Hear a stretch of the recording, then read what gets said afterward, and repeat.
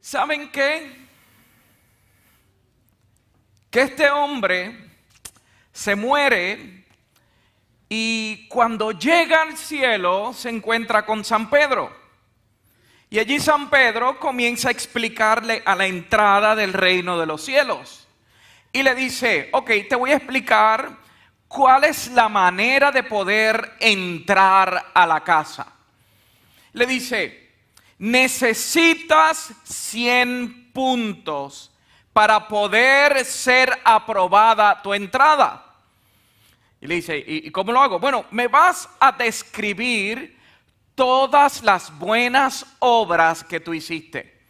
Y ese hombre comienza a pensar y le dice, número 1, San Pedro, estuve casado por 50 años con la misma mujer. Y San Pedro le dijo, tienes 3 puntos. Bueno, San Pedro, nunca le fui infiel. Incluso en mi mente siempre fui fiel a ella. Y le dijo, tienes 1 punto. Bueno, San Pedro, fui nacido en la iglesia. Prácticamente yo nunca faltaba a los cultos. Yo siempre estaba presente, a menos que tuviera una gran circunstancia. Y San Pedro dice, tienes otro punto. Yo diezmaba, ofrendaba, yo no fallaba. Y le dijo, tienes 2 puntos. Le dijo, Dios mío, solo por tu gracia voy a poder entrar. Y San Pedro le dijo, adelante, bienvenido a la casa del Señor. Solo por la gracia del Señor es que nosotros podemos encontrar la vida eterna. La gracia del Señor es un regalo y no hay obra que nosotros podamos hacer para encontrar la vida eterna.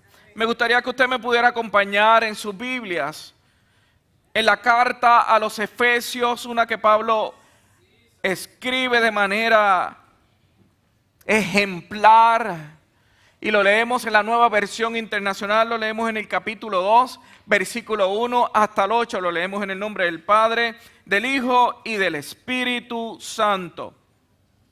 En otro tiempo ustedes estaban muertos en sus transgresiones y sus pecados, en los cuales andaban conforme a los poderes de este mundo. Se conducían según el que gobierna las tinieblas, según el espíritu que ahora ejerce su poder en los que viven en la desobediencia. En ese tiempo también todos nosotros vivíamos como ellos, impulsados por nuestros deseos pecaminosos, siguiendo nuestra propia voluntad y nuestros propósitos. Como los demás, éramos por naturaleza objeto de la ira de Dios. Pero Dios, que es rico en misericordia, por su gran amor por nosotros, nos dio vida con Cristo, aun cuando estábamos muertos en pecado. Por gracia ustedes han sido salvados.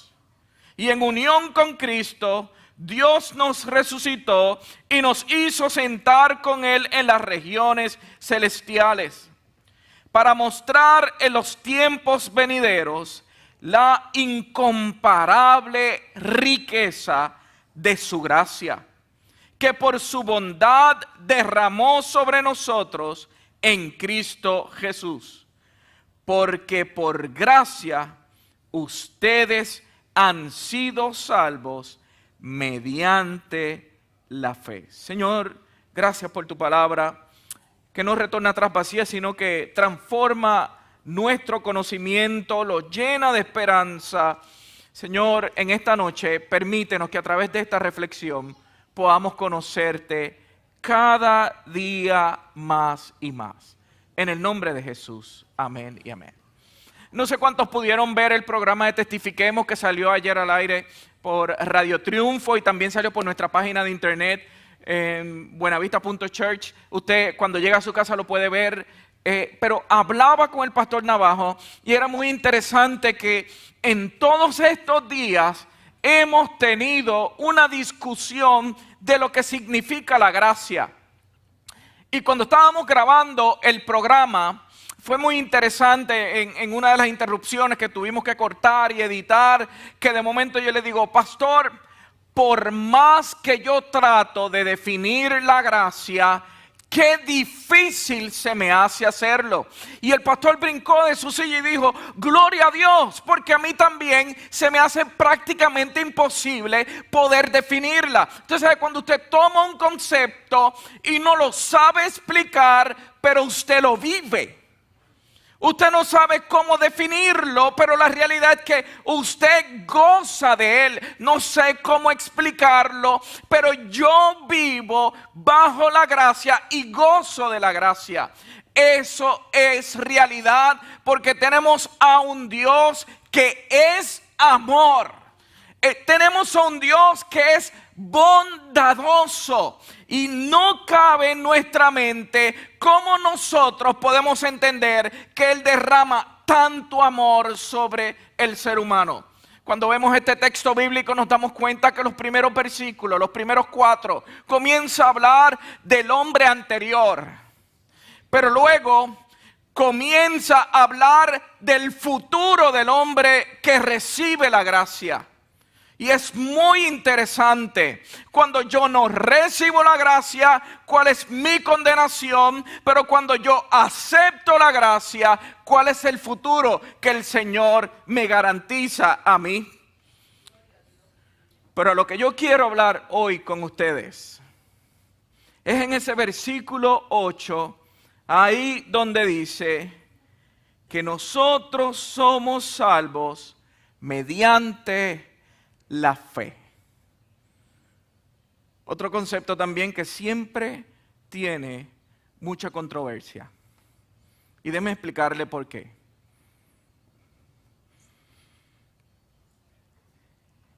Muchas veces creamos una definición de la fe y cuando la evaluamos, esa definición está alrededor de nuestras virtudes, alrededor de nuestras capacidades. Y cuando de momento llegan momentos de debilidad donde no domino la circunstancia, veo que me he quedado corto de gasolina y que la fe no me ayuda a seguir. Porque dolorosamente hemos girado nuestra esperanza en nuestras virtudes. ¿Qué es la fe? Bueno, querida iglesia, la fe es la vía. La fe es el conducto. La fe es la carretera por donde ¿qué? La gracia transita. Nosotros no somos salvos porque tenemos más fe o menos fe. Nosotros somos salvos por la gracia, por el milagro del Señor. Ahora, la fe que me conduce.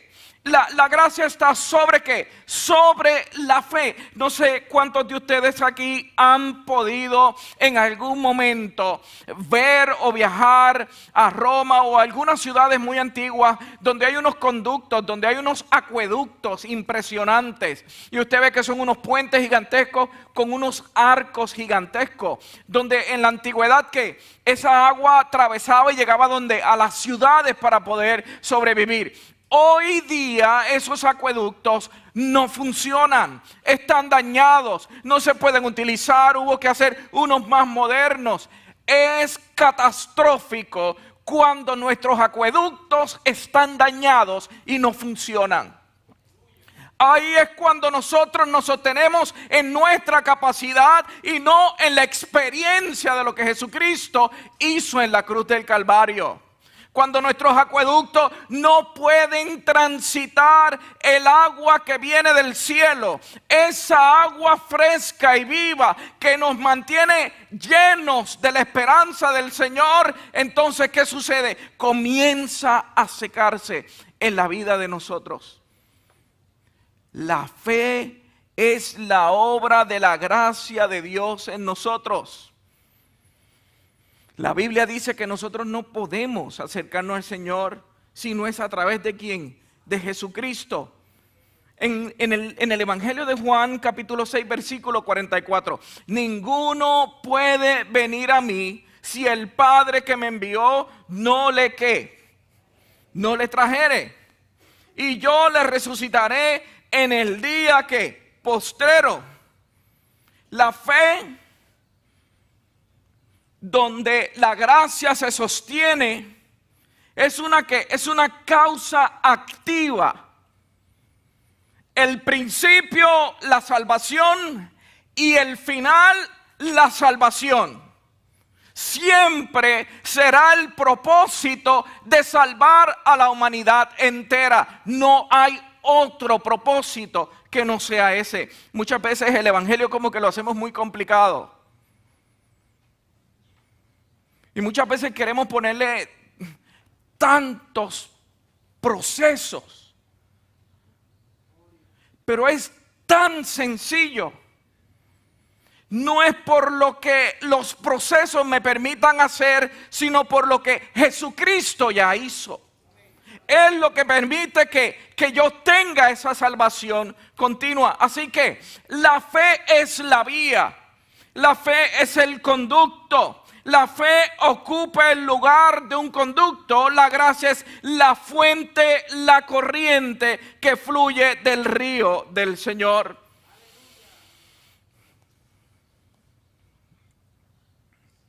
¿Cómo lo puedo explicar? Porque es como que bien difícil poder explicar uno la fe. Bueno, no sé cuántos se han montado aquí en un tren. Pues la gracia es el tren. ¿Y qué conduce esa gracia? ¿Por dónde va esa gracia? La vía. Si es un tren de una antigüedad bien grande, puede ser que la cadena que hace que impulsa esa gracia.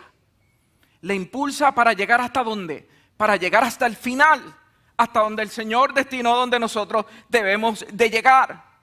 Por eso cuando se describe la fe dice, si tuvieras fe como un granito de mostaza. No depende mi salvación de cuán grande, sino de cuánto me sostengo montado en el tren que me lleva a la salvación y a la vida eterna. El poder está en la gracia de Dios. El poder está en la gracia de Dios. Por gracia soy salvo. ¿Qué es la fe?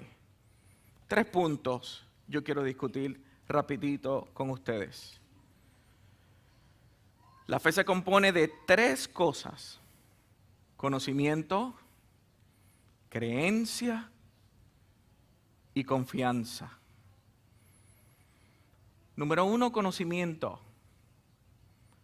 ¿Cuál es el sinónimo de conocimiento? Ignorancia, falta de, no conocer. Dije sinónimo y no se dijo que era sinónimo, ¿verdad? Ok, edítalo, porque no es sinónimo. Me cayó un poco mal la paella que me comí. Por cierto, aprendí que la paella no lleva chorizo y que para los españoles es muy ofensivo. Conocimiento. Pablo decía en Romanos capítulo 10, versículo 14. ¿Cómo pues invocarán a aquel el cual no han creído? ¿Y cómo creerán en aquel de quien no han oído? ¿Y cómo oirán? ¿Sin qué? Sin haber quien les predique. La fe se desarrolla primero conociendo. Es imposible creer en algo que se desconoce. ¿Verdad que sí? ¿Y qué es lo que comienza a hacer el cristiano? Número 1, necesito saber de un hecho antes de que se me sea posible creer en eso. En esta semana presentaban los nuevos artículos de teléfonos que saldrán y de relojes y todo eso. Una de las conferencias más bochornosas que yo creo que esa compañía puede haber tenido en su vida. Pero es interesante que en todos los lugares que yo entraba había una descripción, había una explicación, estaba que un mercadeo completo para que la gente entrara en que, mira, esto es lo nuevo que viene, funciona así, tú lo necesitas. Comienzan a crear que una necesidad. Dice, bueno, yo tengo el número 7, no, pero ahora no debes ni comprar el 8, debes comprar el último. Mientras yo conducía, de momento recibo un texto y me dicen, por favor, necesito ayuda, ¿me puedes ayudar con $1,200? Y yo, wow, entré en una gran preocupación mientras guiaba. ¿Yo qué le pasará a esa persona? ¿Cuál será su necesidad? Cuando por fin llego y me estaciono y lejos, se quería comprar el último teléfono. Yo creo que a todos les llegó un chiste como ese, creo que ha sido bastante evidente y bastante público. Pero ¿cómo la gente va a creer si desconoce? Si no entiende en dónde está basada que su fe. Dice la palabra del Señor en Romanos 10:17. Así que la fe es por el oír. ¿Y el oír de qué? De la palabra de Dios. No lo que es la opinión de otro, sino de la palabra de Dios. Lo que quiere decir es que de la experiencia de Jesucristo, de lo que Jesucristo enseñó a través de su palabra. En las discusiones teológicas y en las discusiones de que si es cierto o no es cierto, yo recuerdo que una vez mientras hablaba con mi profesor le dije, profesor, yo entiendo todo lo que usted me quiere decir, pero mi experiencia no va a invalidar su conocimiento. Qué bueno su conocimiento.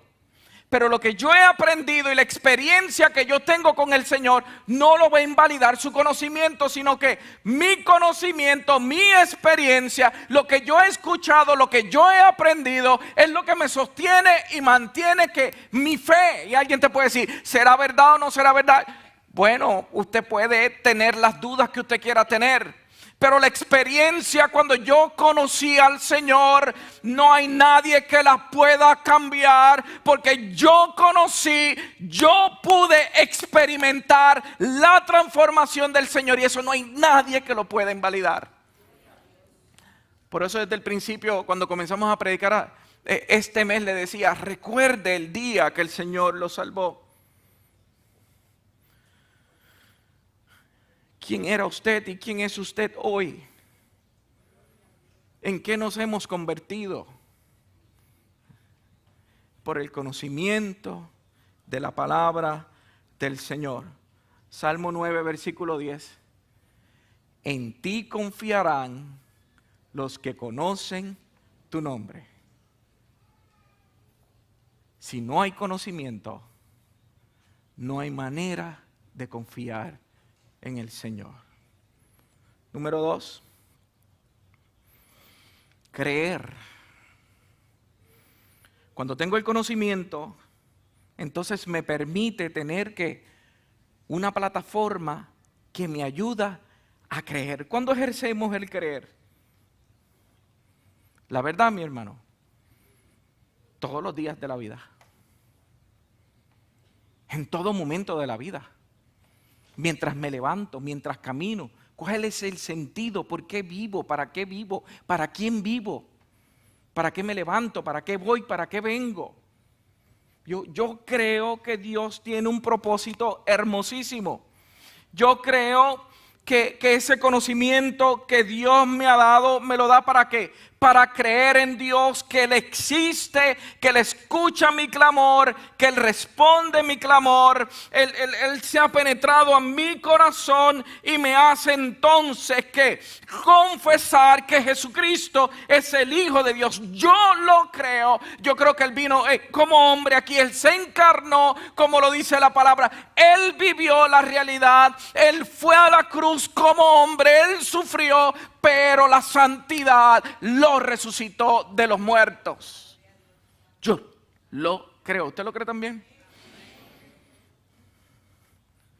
Porque con el corazón, Romanos 10:10, se cree para justicia, pero con la boca se confiesa para salvación. El escritor de Hebreo decía, sin fe es imposible agradar a Dios, porque el que se acerca a Dios crea que le hay. Es imposible agradar al Señor si nosotros no creemos.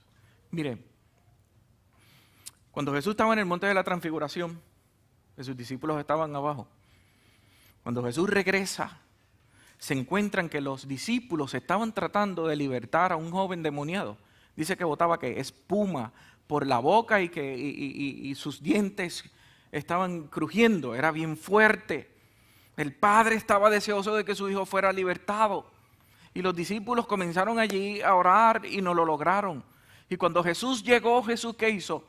Comenzó a orar y a tener que primero una conversación con su padre. Y le dijo, ¿crees? ¿Puedes creer que tu hijo es libertado? Y un hombre desesperado le dice al Señor, por favor, ayuda mi incredulidad. En cada espacio de la vida, cuando nosotros demostramos ese granito y descansamos en el Señor, Él va a obrar de una manera tan grande que va a comenzar a desarrollar nuestra fe en Cristo Jesús. Y en ese momento, su hijo fue libertado. Nosotros necesitamos confesar lo que creemos. Marcos 9, versículo 22 dice, y muchas veces le echaba en el fuego, ¿verdad? En el agua para matarlo, pero si puedes hacer algo, ten misericordia de nosotros, ayúdanos. Y Jesús le dijo, si puedes creer, al que cree todo le es posible. Y eso es algo difícil de digerir. ¿Cómo lo puedo entender? Por eso tiene que salir la fragilidad humana y decir, ayúdame en mi debilidad, ayúdame en lo que no puedo entender. Y esa es la mejor manera, y es cuando uno desarrolla y uno le demuestra al Señor que tiene fe en Él. No cuando yo lo puedo lograr, sino cuando yo confieso que yo no lo puedo lograr, pero Jesús sí lo puede lograr a través de mí.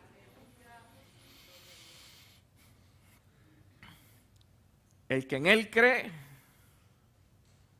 no será condenado. Hermano, hay una gran promesa cuando nosotros confesamos a Jesús como nuestro Salvador. Y es que por medio del pecado entró la condenación.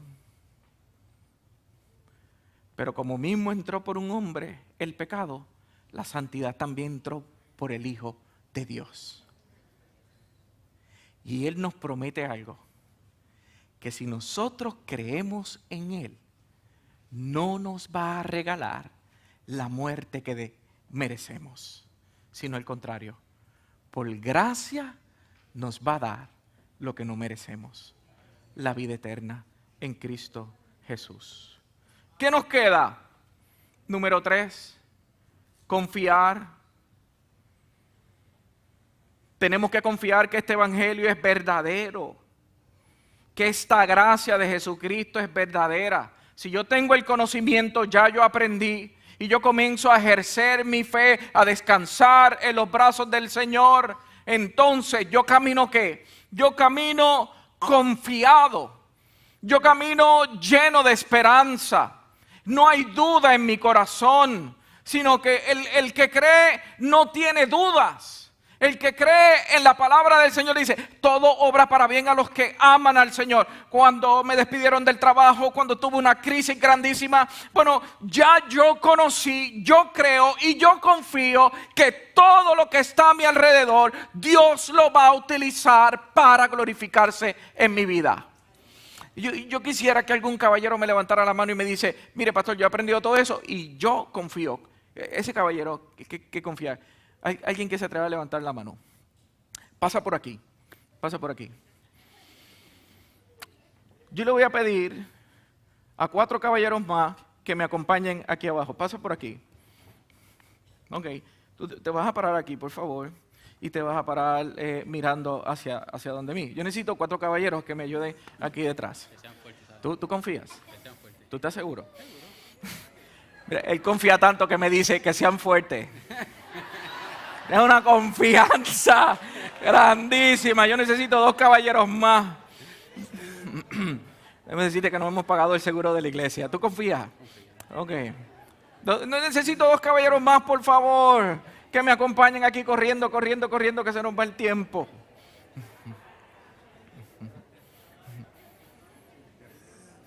Ustedes se van a agarrar de sus manos bondadosas ahí donde están. Bueno, mira a ver cómo ustedes lo van a hacer. Mira a ver cómo ustedes lo van a hacer. ¿Se preparan? A la 1. ¿Tú estás seguro que tú confías? Yo no veo mucha esperanza. Yo lo que veo es un mármol ahí bien duro. ¿Tú estás seguro? Ok, a la 1, a las 2 y a las 3.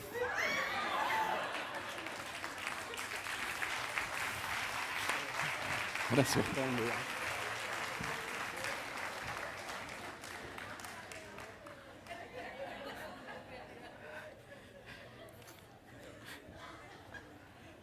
Confiar es poner todo el corazón en las manos del Señor.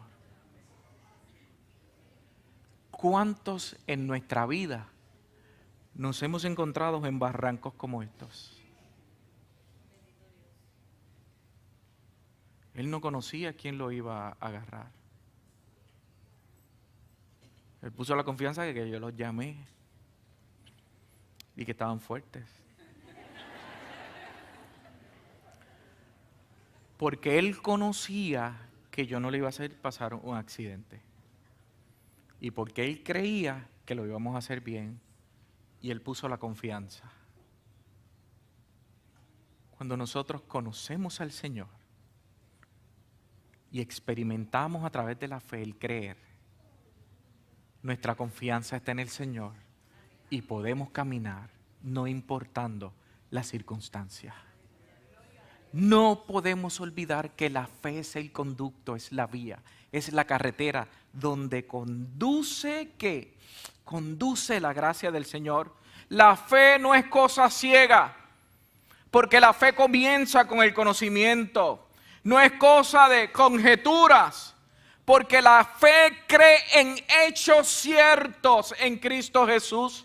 La fe no es una cosa de imaginación, porque confía, juega un destino en la vida de nosotros. La fe es creer que Cristo lo que dijo lo va a cumplir. La fe es creer que Él no nos dejará a nosotros huérfanos, ni nos hará pasar vergüenza. La fe es creer también que Cristo hará lo que ha prometido. El Evangelio de Juan capítulo 4 versículo 14 dice de la siguiente manera: mas el que bebiere del agua que yo le daré no tendrá jamás sed, sino que el agua que yo le daré será en él una fuente de agua que salte para la vida eterna. Eso es lo que Él prometió. Y eso es lo que Él dice que hará. ¿Cuántos lo creemos? La fe es como el ojo, como la mano, como la boca. El ojo, ¿qué hace? Mira. Y vemos. Y entonces comienza, qué hermoso cuando llegamos a un nuevo lugar, cuando llegamos a una nueva ciudad, cuando llega un nuevo bebé, cuando llega algo nuevo que usted puede ver y ¿qué hace? El ojo introduce a la mente esos objetos lejanos que existen. Entonces la fe es como ese ojo que nos permite ver a Jesús. No importa la distancia que esté, poder verlo. Cuando Jesús no está en nuestro corazón, es como ese hombre ciego que necesita de alguien que lo lleve. Y el maestro que lo está conduciendo comienza a describir cómo ese ciego se imagina, cómo se lo va a imaginar. Pero necesita ¿qué? De un guía. Así es nuestro corazón. Cuando no estamos en Jesucristo y cuando nosotros aceptamos a Jesús como nuestro Salvador, es entonces como ese guía que toma nuestra mano y comienza a conducirnos a la misma presencia del Señor. Dice, por fe andamos.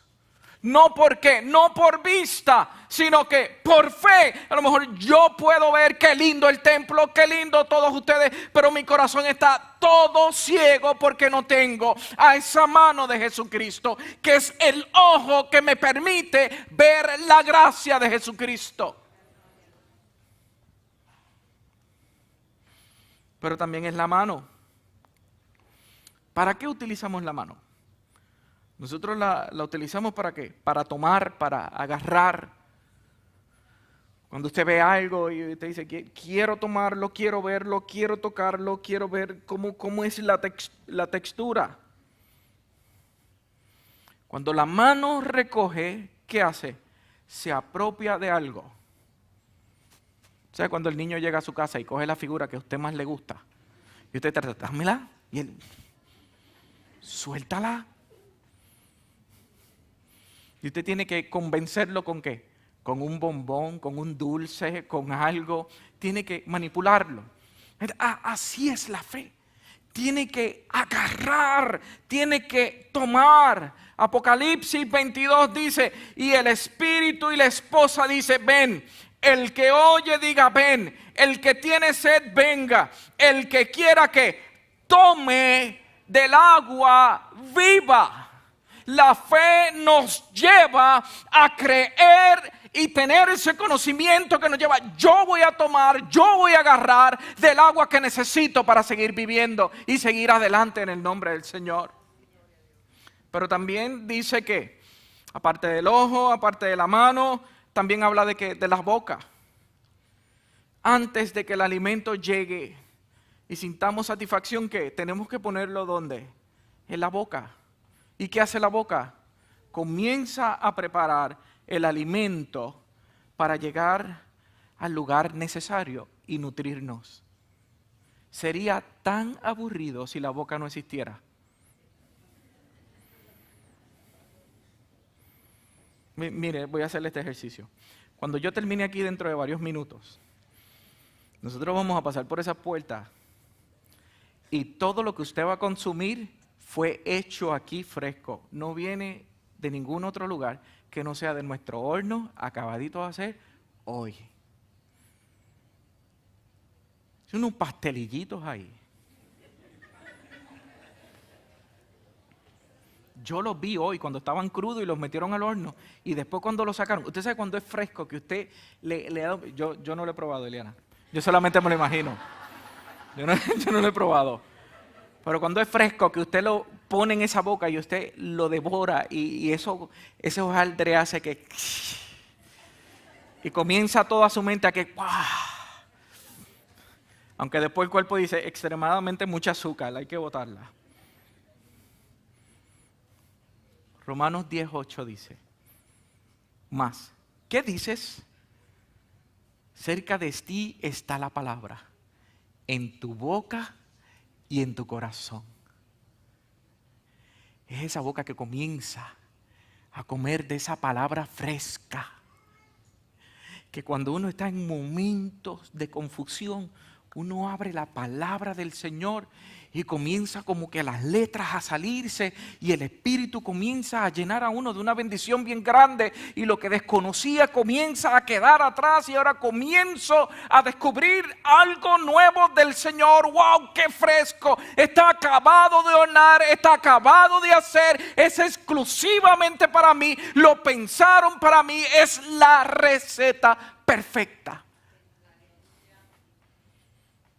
que me conduce a conocer cada día más al Señor. Alguien dijo esto: deme un cuchillo y un tenedor y la oportunidad.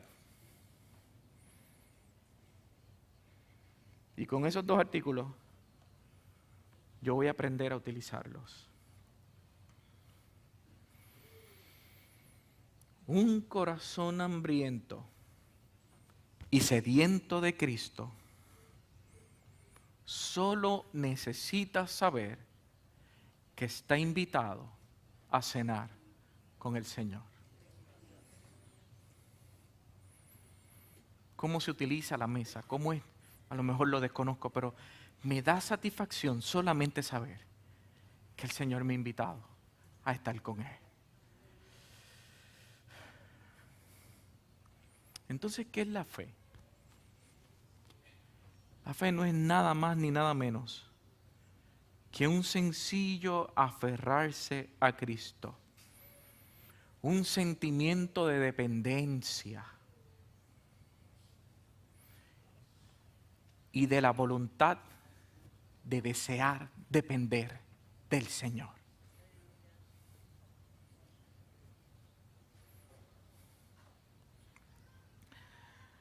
Aferrarse, aguantarse y mantenerse en Cristo Jesús.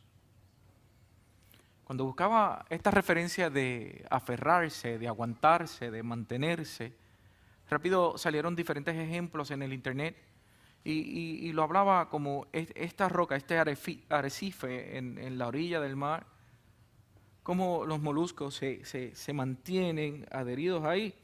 Pero a mí me dio con buscar cuál es el más que se sostiene aunque las olas vengan y las olas den. Porque yo me paro en una de esas rocas y viene una ola de esas, me va a tumbar, me voy a caer.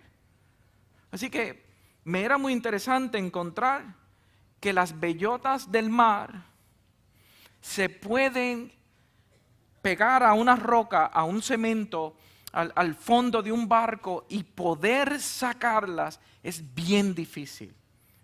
Decía que le costaba al Coast Guard en un barco anualmente aproximadamente más de $1 millón más en combustible por la cantidad de bellotas que se mantienen pegadas. Sacarlas es bien difícil. Pero mire qué interesante, cuando están pequeñas, que están muy débiles y ya comienzan a entender que van a crecer, se pegan a unas rocas, se pegan a una superficie y ahí comienza el proceso de crecimiento. Y dice que está ahí la vida entera y jamás se mueve de ahí.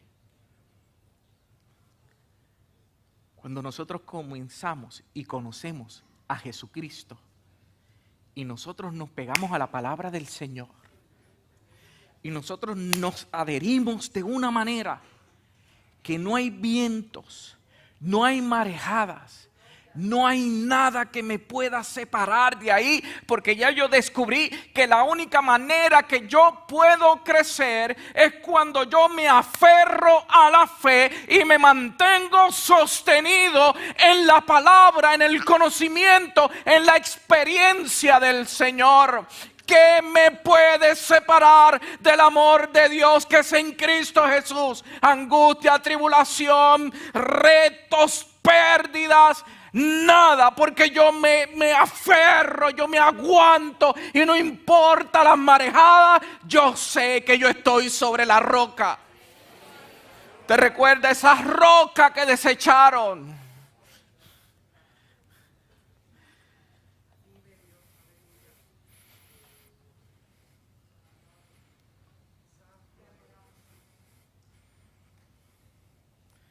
La piedra que desecharon los constructores ha llegado a ser la piedra angular.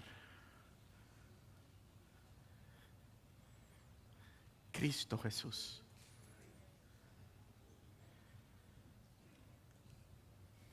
Jesús es para cada uno de nosotros un Salvador fuerte, poderoso, una roca inconmovible.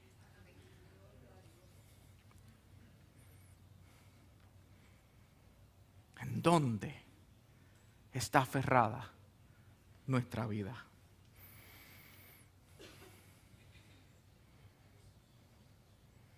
Entonces podría sonar muy complicado, pero en realidad Pablo nos está tratando de explicar que es muy sencillo. A través de la gracia recibo lo que no merezco y me permite seguir caminando en esa gracia. La fe, que es el conducto, que es la vía que me lleva a conocer, a creer y a confiar en Cristo Jesús. ¿En qué crees hoy? ¿Dónde está tu confianza?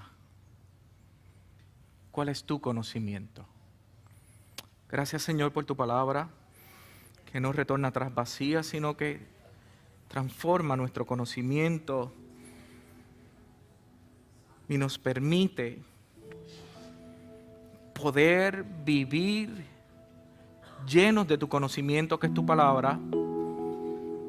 Desarrolla un creer que nos permite caminar confiados de que tú estás con nosotros. Señor, si hoy ha llegado alguien a este lugar que necesita aferrarse a la roca inconmovible, permíteles que hoy puedan encontrarse contigo. Así que usa a cada anciano y a cada siervo del Señor que hoy estará ministrando tu palabra, para tu gloria, para tu honra.